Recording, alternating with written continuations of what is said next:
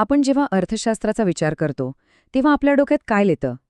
पैसा, बाजार, उद्योग, बरोबर? पण या सगळ्याचा पाया काय आहे? तो आहे निसर्ग. मग विचार करा, आपण ज्या हवेत श्वास घेतो, जे पाणी पितो किंवा जी जंगलं आपल्याला प्राणवायू देतात, त्यांची आर्थिक किंमत काय असेल? चला, आज याच प्रश्नाचं उत्तर शोधूया. आणि हो, आपण जे काही बोलणार आहोत ते हवेत नाहीये. याची सगळी माहिती शिवाजी विद्यापीठाच्या इकॉलॉजिकल इकॉनॉमिक्सच्या एका पदव्युत्तर पाठ्यपुस्तकावर आधारित आहे. म्हणजे आपण एका मजबूत आणि अभ्यासपूर्ण पायावरच चर्चा करणार आहोत. हा प्रश्नच बघा ना, आपण जी स्वच्छ हवा घेतो तिची आर्थिक किंमत काय? किंवा ॲमेझॉनच्या जंगलाची, जिथे आपण कदाचित कधीच जाणार नाही, त्याचं आर्थिक मूल्य कसं ठरवणार?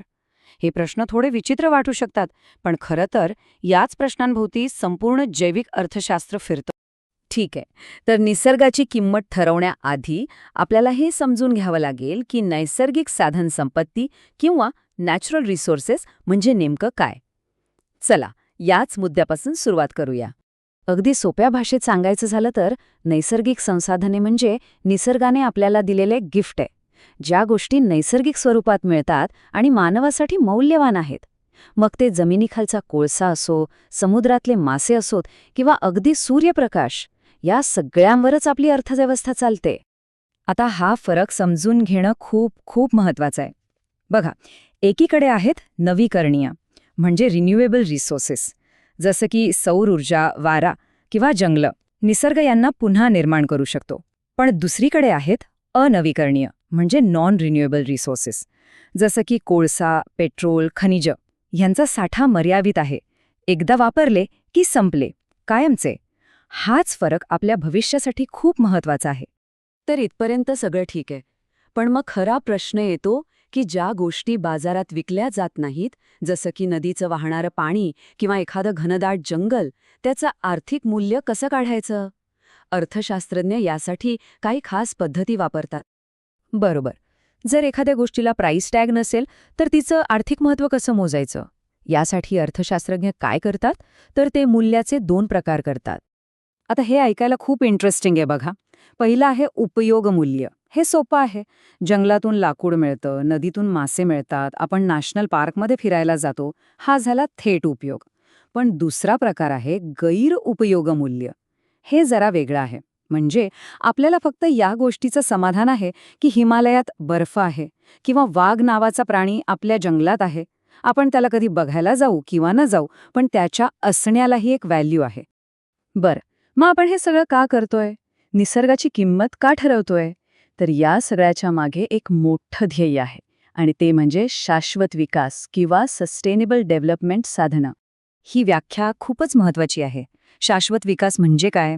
तर आजच्या गरजा अशा पूर्ण करायच्या की येणाऱ्या पिढ्यांना त्यांच्या गरजा पूर्ण करताना काही कमी पडायला नको. सोप्या भाषेत सांगायचं तर आपल्या नातवंडांच्या हक्काचं आपण आजच वापरायचं नाही. म्हणजेच हा एक प्रकारचा पूल आहे, आर्थिक विकास आणि पर्यावरणाची सुरक्षा यांच्यामधला. आणि यात बॅलन्स साधणंच सगळ्यात मोठं चॅलेंज आहे. पण या बॅलन्सच्या रस्त्यात एक मोठा स्पीड ब्रेकर आहे, तो म्हणजे प्रदूषण. हा एक असा छुपा खर्च आहे जो आपल्याला सहजासहजी दिसत नाही. इकॉनॉमिक्सच्या भाषेत याला बाह्यता किंवा एक्सटर्नॅलिटी म्हणतात.